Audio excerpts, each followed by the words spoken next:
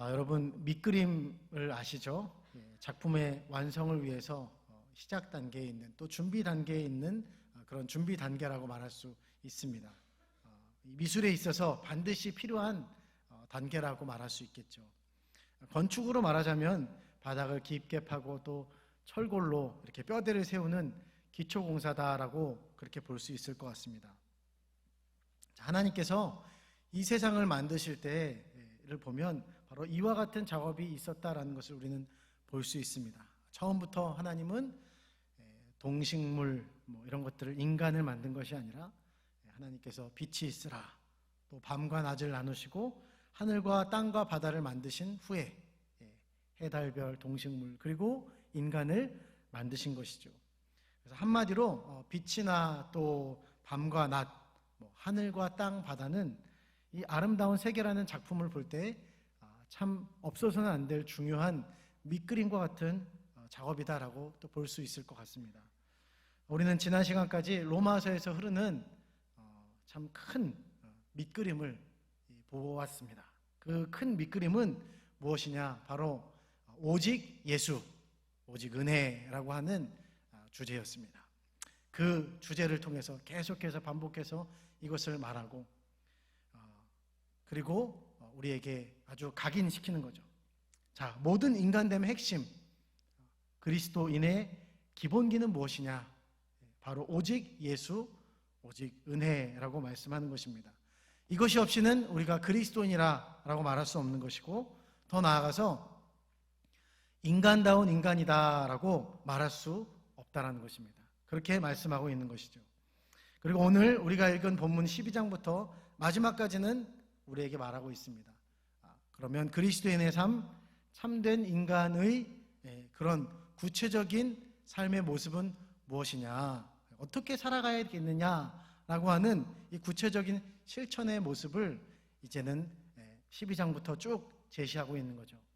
그 중에 이제 12장, 오늘 우리가 읽은 12장 1절부터 2절은 바로 그 모습을 실행하기 위한 마지막 밑그림이다라고 말할 수 있습니다.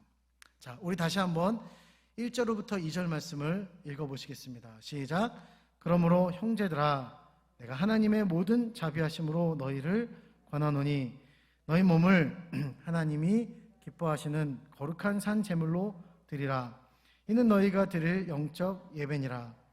너희는 이 세대를 본받지 말고 오직 마음을 새롭게 함으로 변화를 받아 하나님의 선하시고 기뻐하시고 온전하신 뜻이 무엇인지 분별하도록 하라.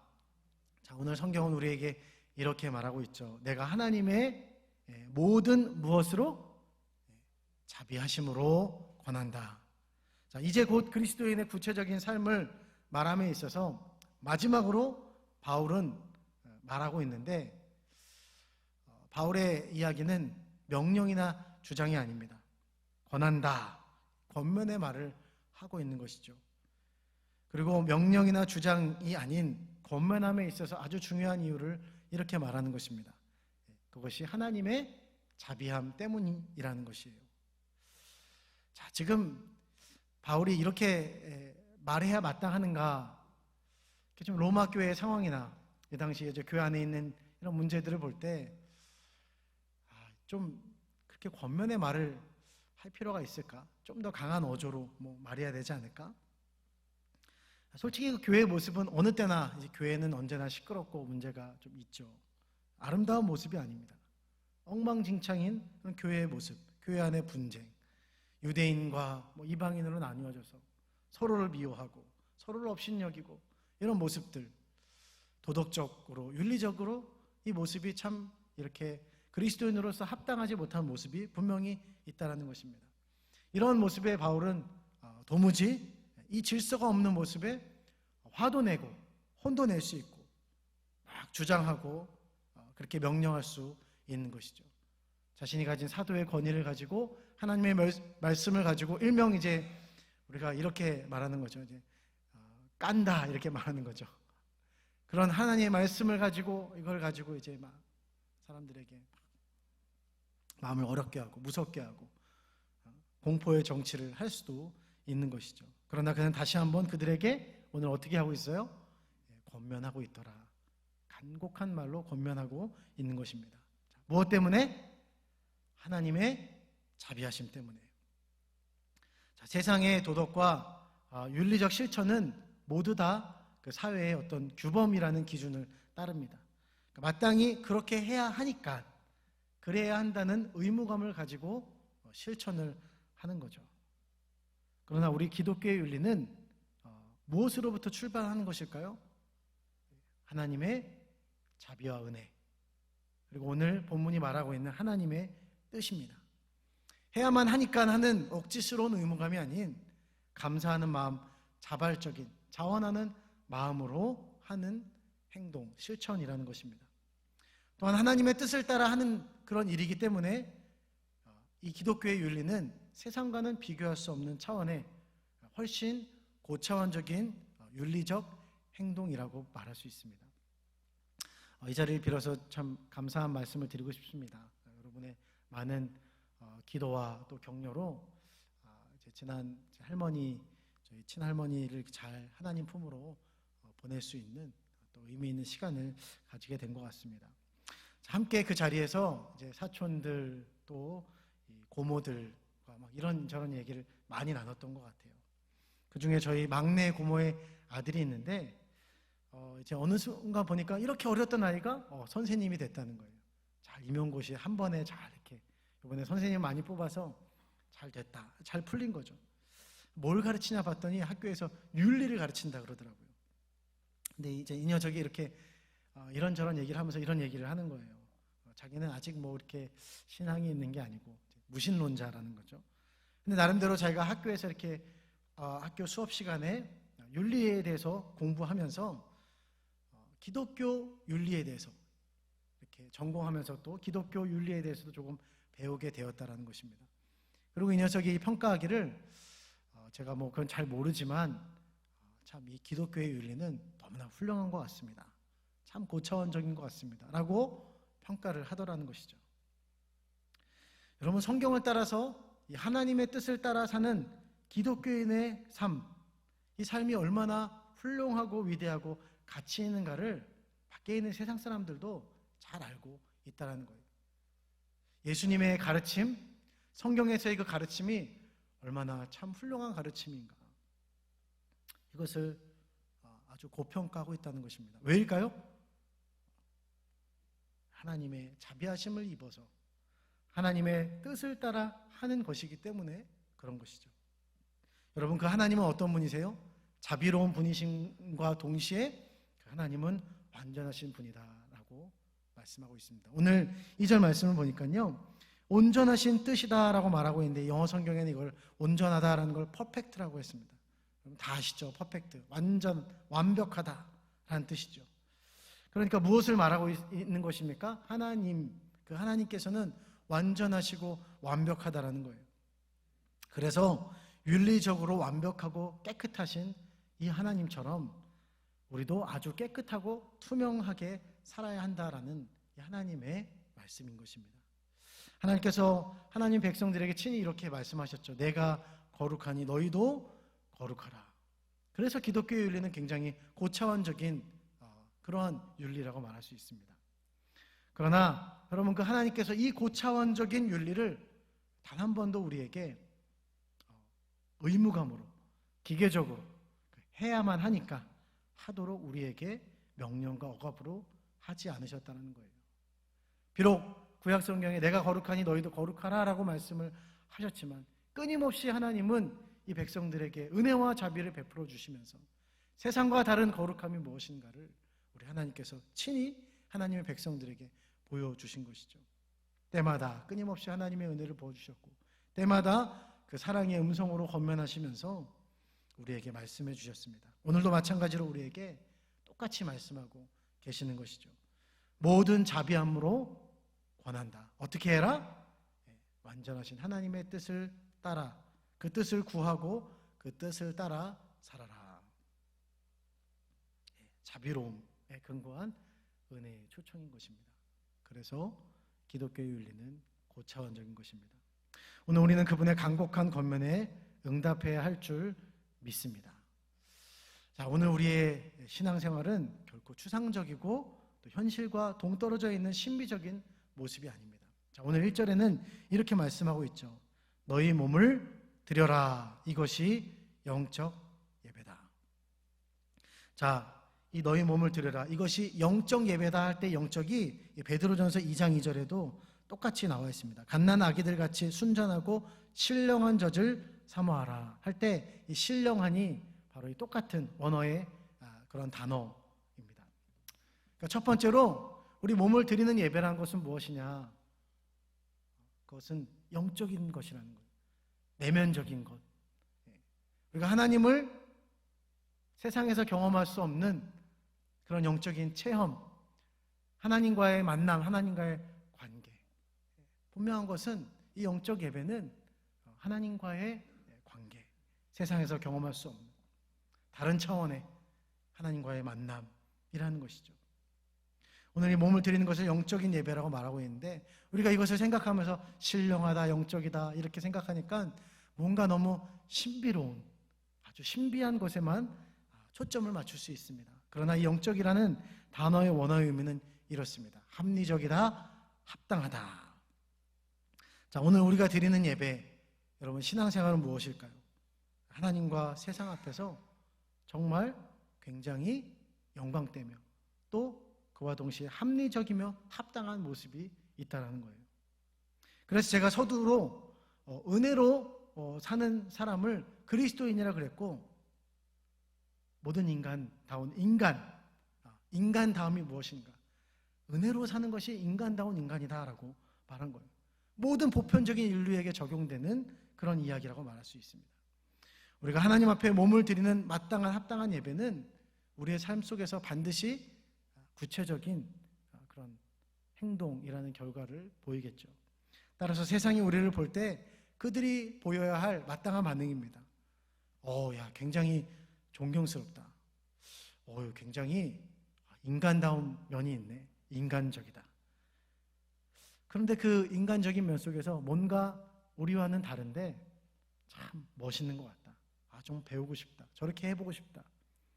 저런 게 진짜 제대로 된 삶이지 라고 사람들이 보여야 될 반응이, 이런 반응이 마땅하다는 거죠. 자, 우리 교단의 창시자라고 할 수 있는 웨슬레라고 하는 삶, 이 웨슬레의 삶은 어땠습니까? 그의 영향을 받은 많은 그리스도인들, 어떠한 삶을 살았습니까? 많은 사람들에게 분명한 영향을 끼쳤죠. 한 사회와 지역과 나라 가운데 강력한 변화를 주었습니다.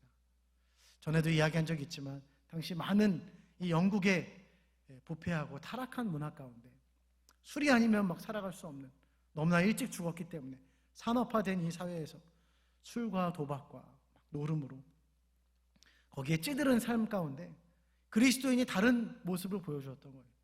그러니까 이 사람들을 따라서 예수님을 믿게 된 사람들을 통하여서 사람들이 변화가 되어지고 그 당시에 술집들이 문을 닫았고 사회가 깨끗해지는 일이 일어났다라는 거예요. 여러분, 왜일까요? 그것이 가장 인간다운 삶, 인간다운 인간의 삶이라는 것을 알았던 것이죠. 그래서 믿지 않는 자들도 그리스도인의 예배와 삶을 통해 깨달았던 것입니다.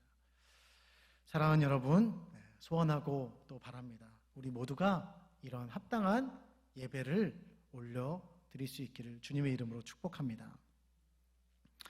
자, 오늘 몸을 드린다는 것은 전 인격을 하나님께 올려드리는 것을 말합니다. 자, 그 당시 플라톤의 사상을 받은 자들은 이런 생각을 했습니다. 육체 몸은 감옥과 같다. 그래서 이 몸이라는 것은 경멸하고 부끄러워야 될 대상이다. 여러분, 이러한 사상과 생각에 동의하십니까? 오늘날도 이러한 생각을 가진 사람들이 적지 않아요. 우리 몸은 부정하다. 그러니까 빨리 이 몸을 벗어버려야 된다. 그래야 우리는 비로소 깨끗해질 수 있다. 그러니 이런 생각을 발전시키면 이러한 이야기까지 나오는 거죠. 죽어서야만 경험할 수 있는 것이 하나님 나라 천국이다. 예수님을 믿어도 좀 이런 이상한 소리를 할 수 있다는 것입니다. 그러나 여러분, 분명히 성경은 말하고 있어요. 너희는 너희가 하나님의 성전인 것과 하나님의 성령이 너희 안에 계신 것을 알지 못하느냐. 이 말씀은 무엇입니까? 우리의 몸 그 자체가 부정하고 쓸모없는 어디다 내다버려야 될 쓰레기통 같은 것이 아니라는 거예요. 그 안에 성령이 거한다. 그 거하는 것을 알지 못하느냐. 여러분, 그렇다면 우리가 그 부정한 몸을 오늘 왜 하나님께 드린다라고 말할 수 있겠습니까? 우리의 몸이 죄로 인해서 비록 더럽혀졌으나, 그러나 하나님께 맡긴다면 그 몸은 어떻게 되는 거예요? 더 이상 쓸모없는 도구가 아닌 하나님께서 얼마든지 사용하실 수 있는 거룩한 도구가 된다. 성경에서 좀 약간 아쉬웠고 좀 좋지 않은 예가 될 수도 있는데, 여러분 삼손을 다 아시잖아요. 삼손이 거룩한 나시린으로 구별함을 받아서 태어났지만 이 들릴라에게 정신을 팔려가지고 들릴라 그렇게 몸을 뒤섞고 아주 그냥 하나님 보실 때 아주 더러운 삶을 살아서 포로로 끌려가고 다 죽게 생겼는데, 그런데 그가 그때 하나님께 마지막으로 외치고 부르짖지 않습니까? 하나님을 찾지 않습니까? 그럴 때 하나님께서 그를 어떻게 사용하셨어요? 그의 몸을 사용하셔서 성을 무너뜨리고 그 안에 있는 많은 정말 하나님께서 진멸해야 될 대상들을 진멸하는 그런 우리 예를 성경을 통해서 볼 수 있습니다. 이 예를 통해서 우리는 하나님이 어떤 분이신가를 볼 수 있는 거죠. 하나님은 우리의 몸을 어떻게든 쓰시는 분이다. 개똥도 쓰려면, 약에 쓰려면 뭐 그것도 귀하다, 뭐 그런 이야기가 있는데, 우리가 참 개똥이란 표현을 해서 좀 그렇긴 하지만, 하나님께서 우리의 몸을 그렇게 하나님께서 보실 때 어떻게든 쓰시고자 원하신다. 하나님의 우리의 몸을 아끼신다라는 것을 알 수 있는 거죠. 자, 우리의 몸이란 무엇이냐? 또 몸에 대해 생각을 해보게 됩니다. 우리의 몸은 단순히 먹고 마시는, 그냥 자는 육체적인 그런 몸을 의미하지 않습니다. 자, 우리의 몸을 좀 깊이 이해하면은 참 이 몸이라는 것이 우리 생각보다도 훨씬 더 복잡하고 아주 세밀하고 아마 그렇다라는 것을 알 수 있어요. 조직적이고. 그래서 몸이 피곤하면 정신에 영향을 미쳐요. 반대로 정신이 좋지 않으면 몸에도 영향을 미치는 것입니다. 제가 지난주부터 이번 주까지 이렇게 강원도만 3번을 다녀오게 됐어요. 지난주에는 이렇게 2번을 다녀오는데, 또 하루 걸러서 하루 이렇게 다녀오게 되었는데, 이게 너무 몸이 막 피곤한 거예요. 제 바람과는 다르게, 정말 한 일주일 동안 이 몸이 컨디션이 회복되기까지 참 많은 시간이 걸렸던 것 같고, 그러니까 몸이 좀 힘드니까 짜증도 잘 나게 되는 것 같고, 이상하게 나도 그러려고 그러지 않는데, 그렇게 되더라는 것이죠. 자, 우리의 생각에 따라 몸이 반응하고, 또 나도 모르는 깊은 내 안의 욕망, 나도 모르는 내 안에 깊이 숨겨져 있는 욕망에 따라서 몸이 그리로 반응하는 거예요. 이리로 저리로 따라가는 것이죠. 바로 이것이 우리의 몸인 것입니다. 그래서 오늘 성경이 말하는 몸이란 것은 무엇이냐? 우리의 전 인격을 말하는 거예요. 육체적인 몸뚱아리뿐만이 아니라 우리의 모든 것을 말하는 거예요. 그러니까 하나님께 몸을 드린다는 것은 무엇일까요? 우리의 육체적인 몸뿐만이 아니라 정신, 우리 안에 있는 동기, 내 안에 있는 어떤 의도, 이런 것을 하나님 앞에 다 올려드리는 거죠. 나의 모습, 나의 소유라는 찬양의 가사에 이런 가사가 있어요. 나의 모습, 나의 소유, 주님 앞에 모두 드립니다. 모든 아픔, 모든 기쁨, 내 모든 눈물 받아주소서. 어제 일과 내일 일도 꿈과 희망 모두 드립니다. 모든 소망, 모든 계획, 내 손과 마음 받아주소서. 이 찬양의 가사를 통해서 몸을 드린다는 것이 무엇인가를 생각해 보게 됩니다.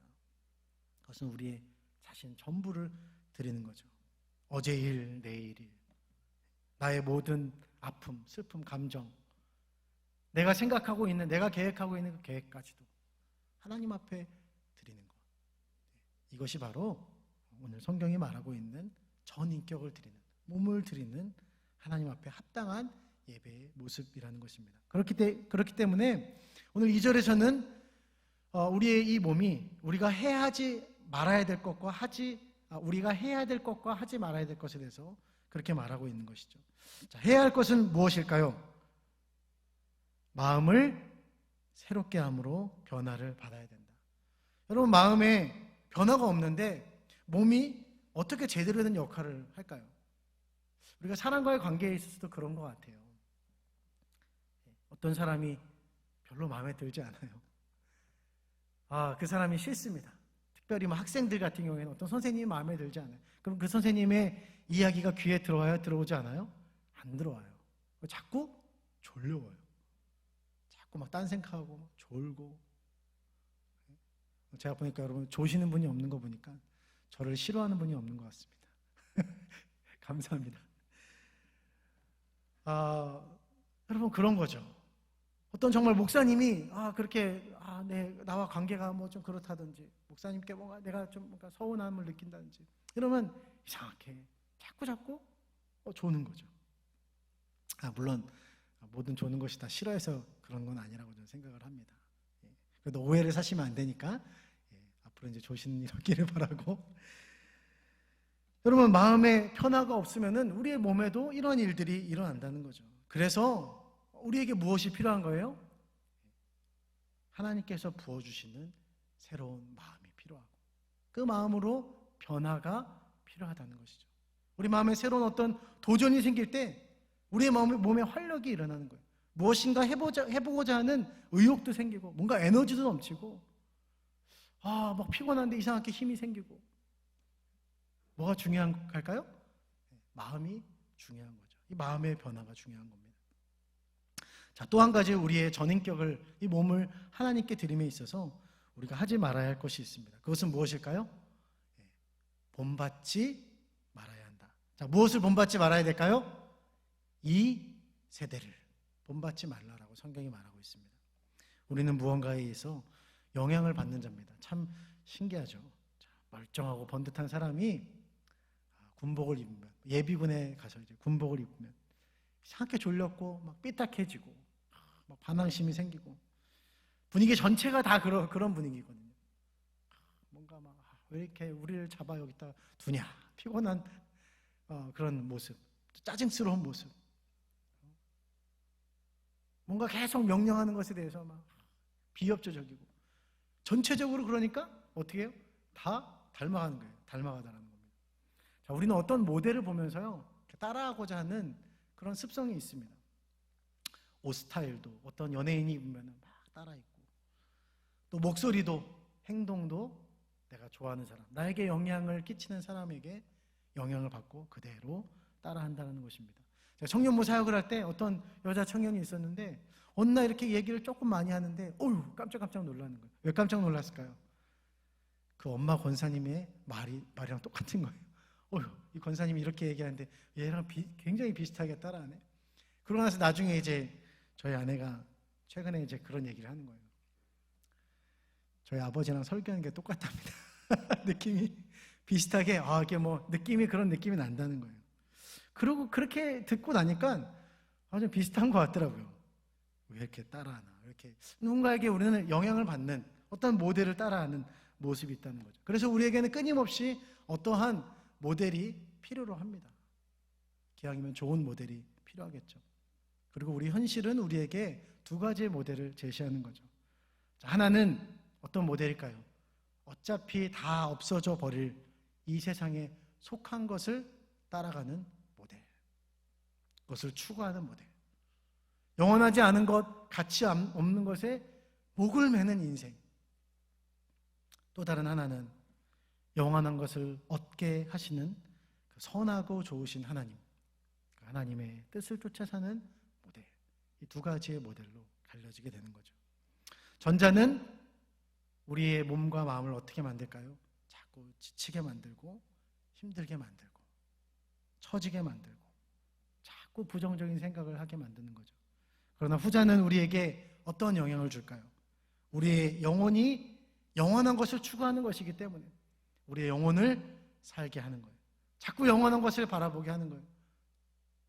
그래서 우리의 마음과 몸이 자꾸 살아나는 거예요. 생기가 넘치게 하는 것입니다. 여러분은 누구를 따라가야 되겠습니까? 말씀을 이제 정리하겠습니다. 성경은 분명히 우리에게 가르치고 있습니다. 그리스도인이란, 그리고 가장 인간된 삶이란 무엇이냐? 결코 이 세상과 동떨어진 신비하고 형이상학적인 그런 모습이 아니라 가장 구체적이고 합당하고 합리적인 그런 모습으로 사는 것이다. 그리고 그런 삶에는 어떤 모습이 있기 위해서는 해야 할 것과 하지 말아야 할 것이 있다. 영혼을 죽게 만드는, 눈에 보이는 것만 쫓아 사는 삶, 쾌락과 허무함, 이기적인 그런 모습을 따라 사는 그런 많은 사람들이 쫓아가는 넓은 길, 많은 사람들이 추구하는 그런 헛된 길, 이 세상에 속한 삶을 본받지 말라, 하지 마라 라고 이야기하는 거죠. 그리고 무엇을 해라라고 말하고 있습니까? 하나님 앞에서 그 마음을 들임으로, 새롭게 함으로 변화를 받아야 된다. 이걸 해야 된다. 그래서 하나님의 선하시고 기뻐하시고 온전하신 뜻을 따라 사는 우리의 몸, 전인격을 드리는 예배자가 되어야 한다. 그것이 가장 합당하고 합리적인 삶이라고 성경은 말하고 있습니다. 성경은 우리가 은혜 받은 자들, 은혜로 살아가야 되는 사람들이라고 말하지만, 그러나 결코 그것이 우리가 아무렇게나 막 대충 살아야 된다라고 말하고 있지 않습니다. 분명히 우리에게 구체적인 삶을 말하고 있는 거죠. 제시하고 있는 거죠.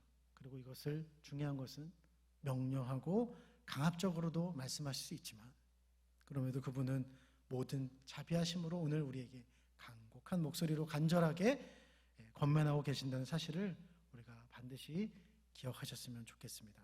사랑하는 여러분, 이런 하나님께 우리의 몸, 전 인격을 드림으로 하나님께서 보시기에 합당하고 또 아름다운 모습으로 살아갈 수 있기를 예수님의 이름으로 축복합니다.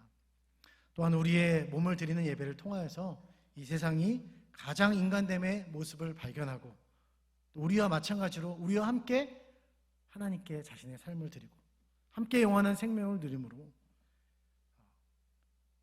하나님의 나라를 경험하고 그 하나님의 나라를 함께 세울 수 있는 그런 아름다운 일들이 바로 여기에 있는 우리 모두를 통하여서 일어날 수 있게 되기를 주님의 이름으로 축복합니다. 이것이 바로 저와 여러분을 향한 하나님의 뜻인 줄 믿습니다. 오늘 이 밤에 모든 자비하심으로 우리를 권면하며 부르시는 그 하나님 앞에 우리 서는 이 밤이 될 수 있기를 주님의 이름으로 축복합니다. 우리 함께 기도하겠습니다.